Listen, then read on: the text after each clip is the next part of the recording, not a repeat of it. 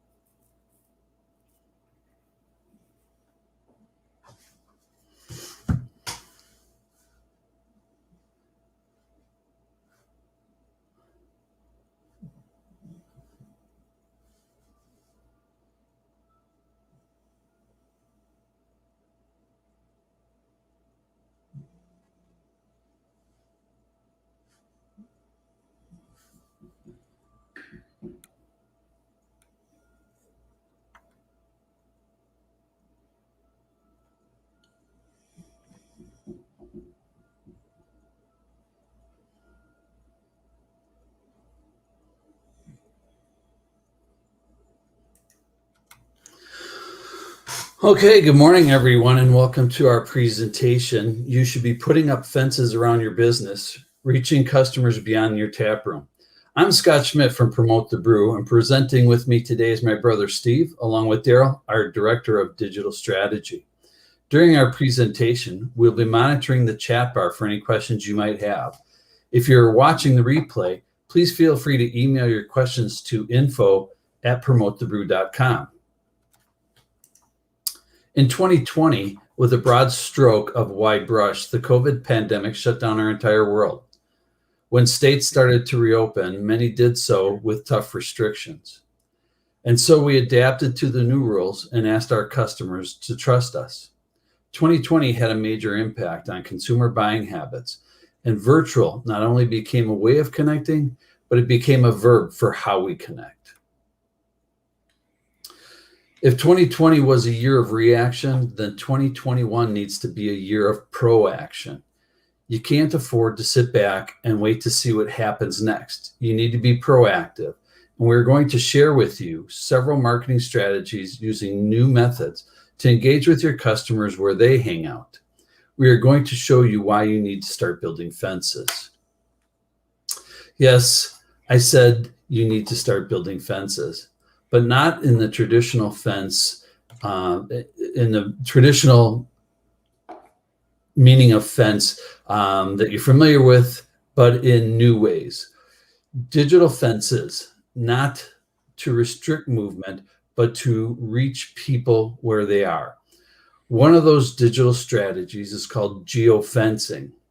Please raise your hand if you've heard this term before.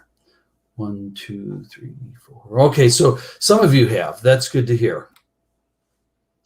Imagine your customer walks into a grocery or liquor store and receives a message about your product available for purchase at that location. Geofencing is a location-based service that uses GPS, RFID, Wi-Fi, or cellular data to prompt an alert, action, or feature on another device. These alerts or prompts are mobile device or RFID tag enters or leaves a pre-established virtual boundary.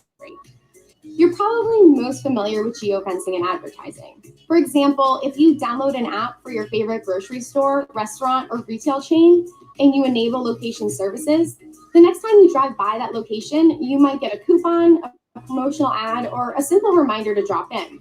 Or you might head into a restaurant only to receive a prompt from its empty street. In that case, the geofence is set up around the competition so they can draw customers away. In both, pre-established coordinates dictate a virtual boundary that can be used to engage with customers. However, for this to work, end users need to opt into the app's location services. Geofencing is also popular with social networking, most notably in apps like Snapchat, where you can find geo-specific filters that only work within a geofence. You'll also see geofencing used to create audience engagement. For example, a concert venue might use geofences to crowdsource social media posts or to send out information about the venue or event. Geofencing is also increasingly used with smart appliances. If you have a smart fridge, it can send you a reminder that you're at a milk drive by a grocery store. Like the video mentioned, the message could include a coupon to help drive customers' purchasing decisions. And just like the video shows, geofencing is literally putting a digital fence around a location. Target uses geofencing to let their guest service team know when a drive-up customer has pulled onto the parking lot to pick up their order. Now, Daryl is going to share some of the reasons why you should be using geofencing as part of your digital marketing strategy. Yeah, thanks a lot, Steve and Scott. I appreciate it. Yeah, it's really geofencing can do a couple of things for you here. Number one, it can help you stay in contact with those loyal customers who've already been in your store. So as this example shows, we were able to geofence other restaurants. This is a case study talking about how a restaurant geofenced other locations. And as consumers were walking in and out of those locations, they were served a message. So we were able to generate 187 visits with this. And as you can see, their average customer order size, that generated a pretty healthy return. The other cool thing about this is we put a geofence around the restaurant itself. So once the consumer had come in, we knew they were a visitor. We were able to then serve them ads later, inviting them back. So that's always great to get that repeat visit. Next slide, please. So in the brewery business, there's certainly applications for this. And when you think about targeting people who are in the market shopping for beer, shopping for alcohol, we can certainly geofence some of the other bars in town. We can geofence package stores. So this is great, again, to get in front of new customers as well as drive that repeat business, because every day you have folks coming in and out of your brewery that may not be signed up yet for maybe your email or maybe your text promotion. So these ads are then served to them both on their favorite mobile apps and websites, as well as in their social media feed. So social geofencing is a unique product that we offer and is part of this package, but it's a great way to, again, stay top of mind, reach new customers. And as we can see on the next slide. Oh, I've slid another slide in between here real quick. Okay. All right. All right. Let me get through this one and we'll pop right back to you, Daryl. Sure thing. There are several statistics that support the use of fencing in your business. Here are a couple of key numbers you want to pay attention to. 70% of the consumers will share their location for something in return. 83% of millennials connect with brands that appeal to their digital needs. And of that 83%, 62% of those millennials become brand loyal customers. Let me repeat that because it's very important. 62% become brand loyal. In a room of 10 people, that's more than 6 that become loyal to your brand. Daryl. Yeah, thanks. So I think you hit tab one more time. I think that map will pop up there. There you go. So the other cool thing about this is, in addition to targeting locations where customers may gather, we can geofence the competition. So if you think about those other breweries in town, folks maybe visiting there don't realize that your brew is better. So let's serve them an ad, let them know about the opportunity to come and visit your business. And then we're going to, target them when they're, again, on their favorite mobile apps, when they're in their social media feed. So that's what we love about geofencing, the ability to serve a message to people we know are already actively interested in our products. The other cool thing is your location is the conversion zone. So whenever you think about marketing and you think about creating a measurable return on investment, these programs can actually track the number of people who were served an ad and later walk into your business. So it's that walk-in foot traffic. And then you just think to yourself, what does an average customer spend? And what's the lifetime value of that customer? And you can see it's real easy to calculate the return on investment. Thank you, Daryl. Here are 3 best practices for geofencing. Keep your fences small, be focused with your targets. Set them up where your customers spend time, and then give them a reason to act. These are also in our guide. If you email us, we'll send you a copy of that after this presentation. Daryl, can you talk about the dashboards your team provides to our customers to track their data and return on investment? Sure thing. Lots of times when you run marketing, you kind of have to sit and wait, for that report that may come at the end of 30, 60, or 90 days. With our program, we're going to give you a live dashboard, meaning as soon as we start your campaign, we're going to be able to log in and track the number of ads served and the number of clicks to your website. We can also make sure that your Google Analytics are set up properly so we know what happens after that first click. The example shown on the screen is some competitive geofencing we did for a car dealership, and you can see ads were served to different competitors, and we can see how many clicks it generated. But overall, out of 50,000 ads delivered, we sent over 570 visitors to their website. Once again, thinking about how many of those converted into inbound visitors, again, it's pretty easy to see the ROI. Yeah, and here's another example breaking that out even further. So you can see, someone who went to a Mazda dealership, for example, we served them over 6,000 ads, and 58 people saw the ad and clicked through to our advertiser's site. We show a very similar report that also tracks that foot traffic. So you get both an idea of traffic to your website as well as traffic into your store. All right, thanks, Daryl. Sure. And here's some of the places your customers might hang out. I won't read the list, but if you'd like the guide, again, this information's in the guide, just email info@promote-the-brew, and we'll make sure to get that out to you.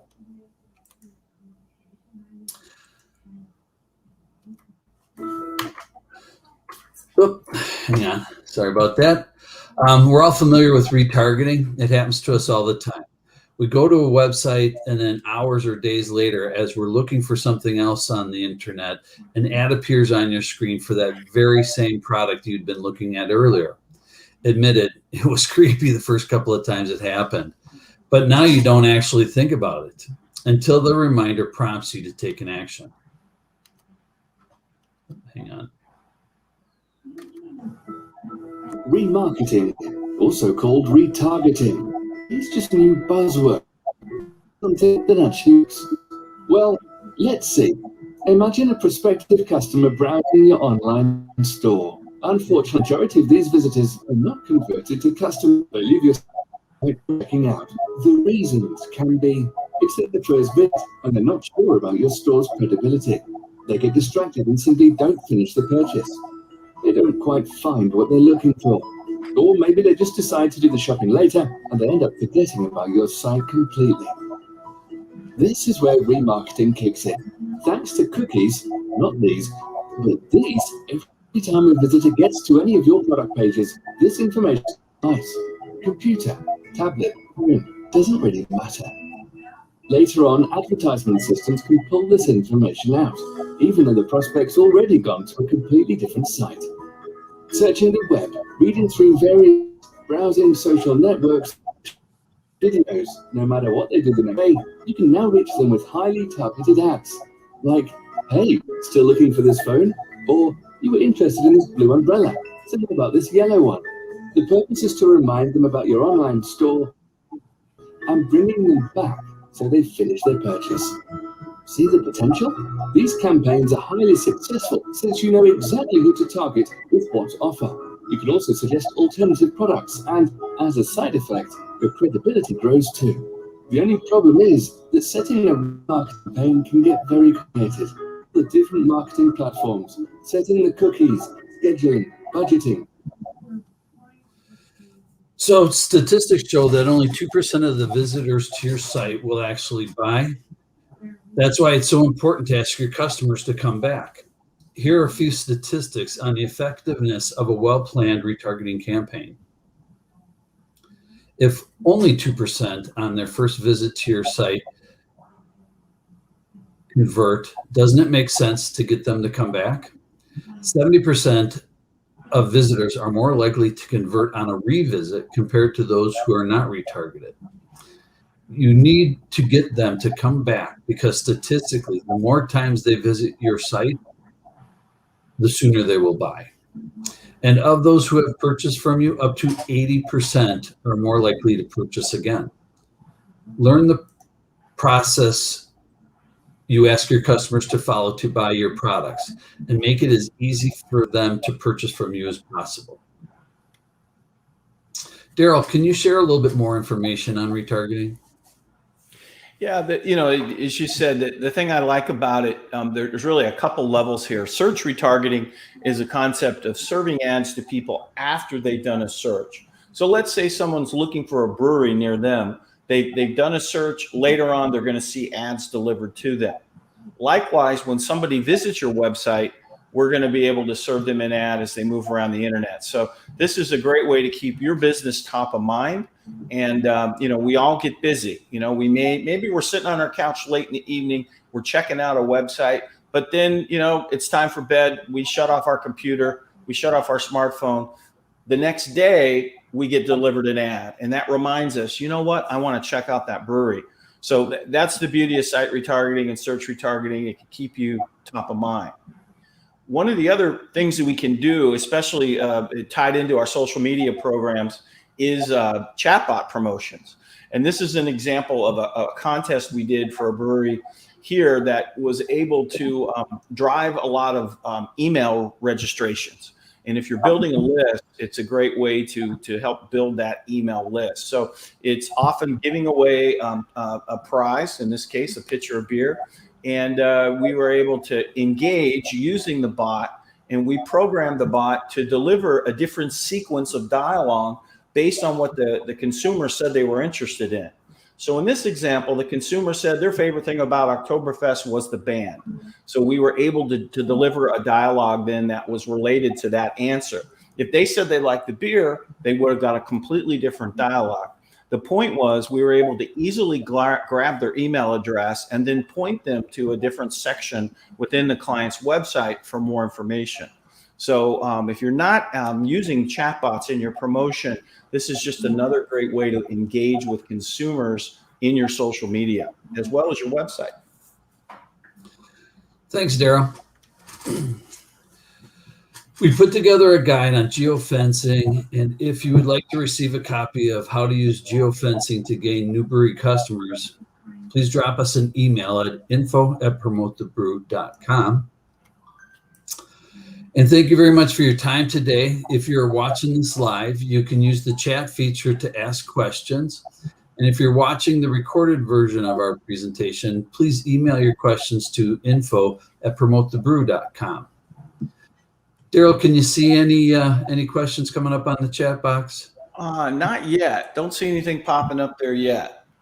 Okay. All right, we'll give it a minute or two and see.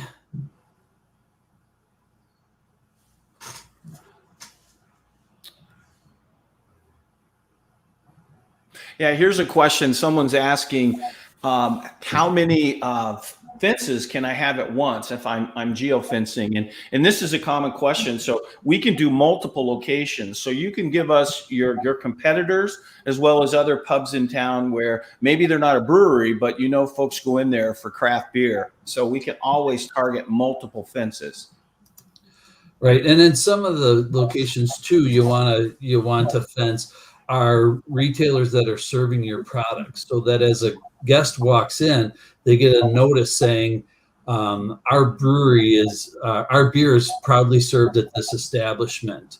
You can have a funny thing like beer me ASAP or whatever it might be that the customer would say to the bartender there at that restaurant or pub, and they would get 50 cents off tap beer because they got that geofenced coupon or message to their phone. Yeah. Here's another question. Where will my ads appear? And that another great question. So as consumers are on their favorite mobile apps, they're going to, maybe they're on ESPN's app, they're checking out a sports score, they're going to get served an ad, but also in their social media feed. So someone may be in their Facebook feed, they may be on Instagram, they're going to get served your ad there. So that social geofencing is kind of a unique product that we offer. Not a lot of folks have it. So you may be doing sort of standard geofencing, but we have found the engagement rate in the social media feeds is much higher than your standard banner ad. So we'd love to help you with that. And I think that's all the comments I see for now. All right. Did anybody else have any other questions before? I just like to make one comment about the retargeting and remarketing. We kind of talked a little bit about it, but I just wanted to reinforce this. There's two ways that we retarget. One's on search terms and the other's on your website. So the search term could be something like, and when we're traveling, this is what I do. And I'm assuming a lot of other people do this too. I put craft breweries, Ashboro, for example. And then it brings up the breweries that are listed in Google there. And so once we've captured that term, that somebody did that search, they'll start getting those retargeted remarketing ads. And if they actually click on one of the sites, and it happens to be a site that somebody has retargeting set up, then they again will get ads based on the fact that somebody clicked on their site as well. So those are the two parts of retargeting and remarketing that I think would be really effective for breweries. Okay, Daryl, did any other chats pop up? No, I think, wait a minute, here we go. Can you do different tiers of investment? Yeah, absolutely. One of the things is when we put these programs together, the first thing is understanding who your target is, the market you're in. Pricing can vary by market if you're in a major metro like New York versus a suburban market. So all of our programs are definitely tailored to your situation and who you want to target. And here's another one. Are there different levels of investment for a business? Yeah, same type of question. And absolutely, if you're adding additional social networks, if you're adding the retargeting, all of those can add a little bit of cost, but at the very base level, this can be very, very affordable. But like the one slide showed the car maker, or no, it was a restaurant, barbecue place where they had received 187 new customers with an average check of $50. So the investment over time will pay off with the new customers who are able to find you that might not have been able to find you in the past. Or like we mentioned before, when you're you're new to a city or you're traveling through and you don't know a brewery's there, that retargeting or geofencing would let somebody know where you're located in reference to other establishments that they might visit. Yeah, that's a good point. For those of you in maybe a more tourist type area, we can geofence hotels. We can geofence a conference center when conventions get underway again. We can geofence the hotel and the convention center. So people attending that event will see your ads. And then after the show, they're all going to get in a cab and come to your bar to hang out. So there's different ways we can do that. And as things return to normal, definitely targeting those expo halls. What technology is used to track if a person came in due to a retargeting ad? Absolutely. So each ad has a unique ID. So we're able to give you that report. It shows you how many ads were served, how many ads were clicked.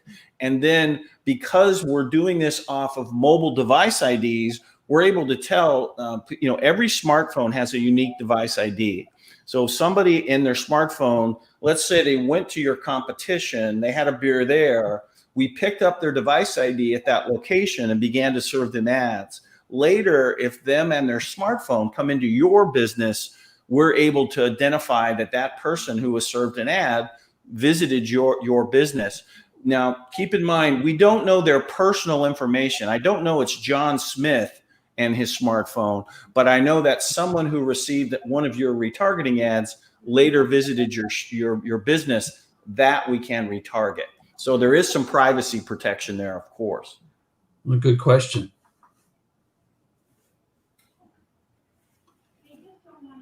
Do we have any other questions up there, Daryl?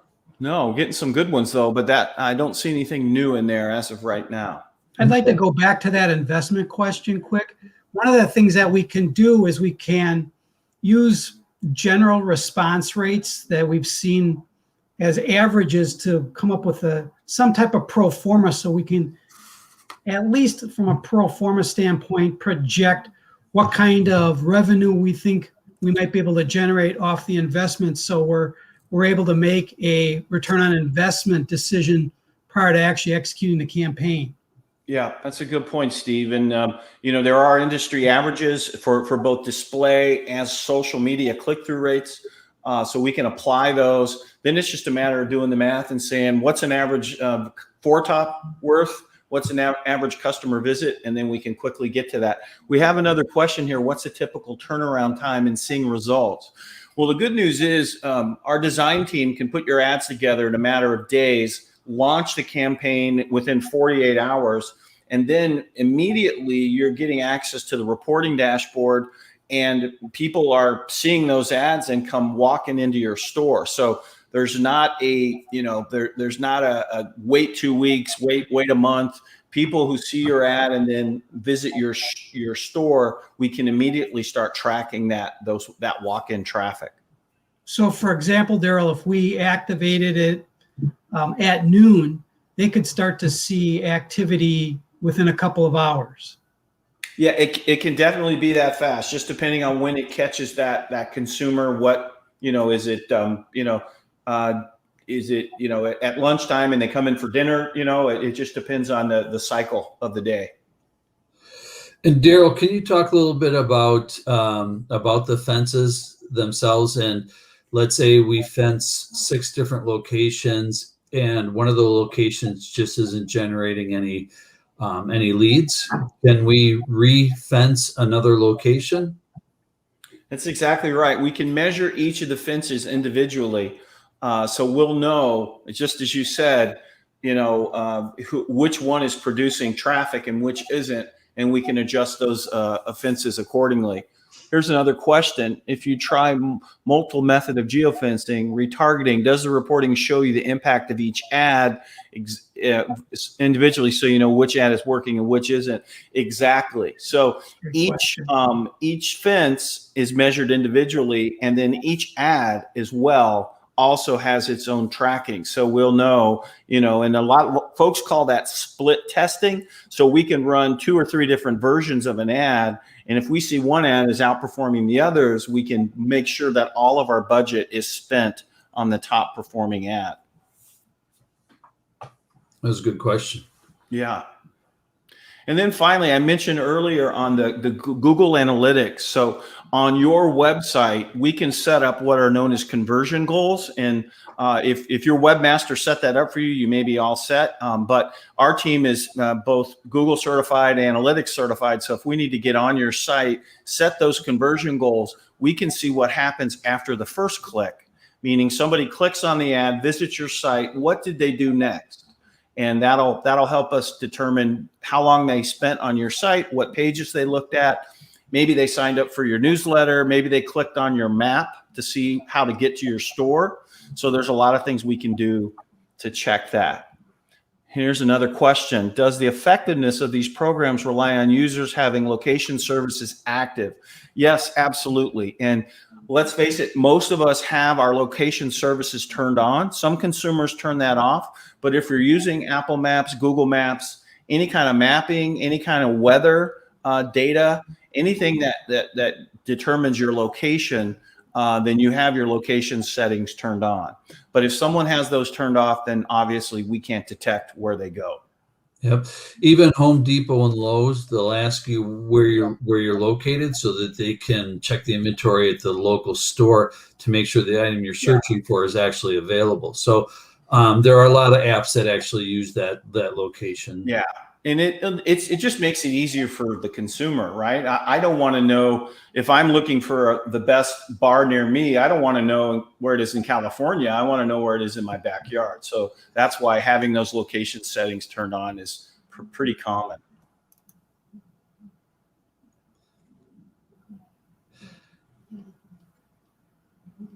Yeah, so we may have used up, we may have gone through all of our questions here. I don't see any others. Those are all really good questions. And like I had mentioned before, if you would like the version of our guide for geofencing, again, just email us at info@promotethebrew.com.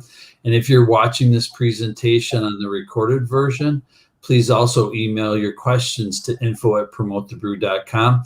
And that's the same for anybody watching live. If the presentation's over and later today or later this week, you have another question that pops into mind, please feel free to email us at info@promotethebrew, and we'll answer those questions as quickly as we can.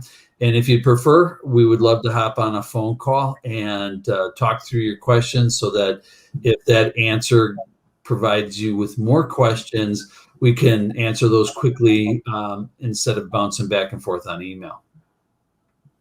And I have one final comment on the question about the ads and whether they're effective and when can we substitute them. In the guide, we actually have a picture or some examples of what some ads look like that we use for geofencing and retargeting.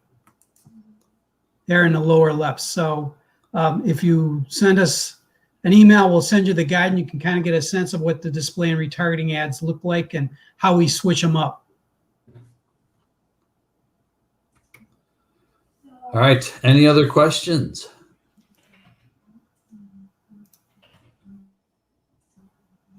Well, thank you everybody for joining us. Just with a reminder that every Tuesday, the craft beer professionals do this Tuesday talks at 11 a.m.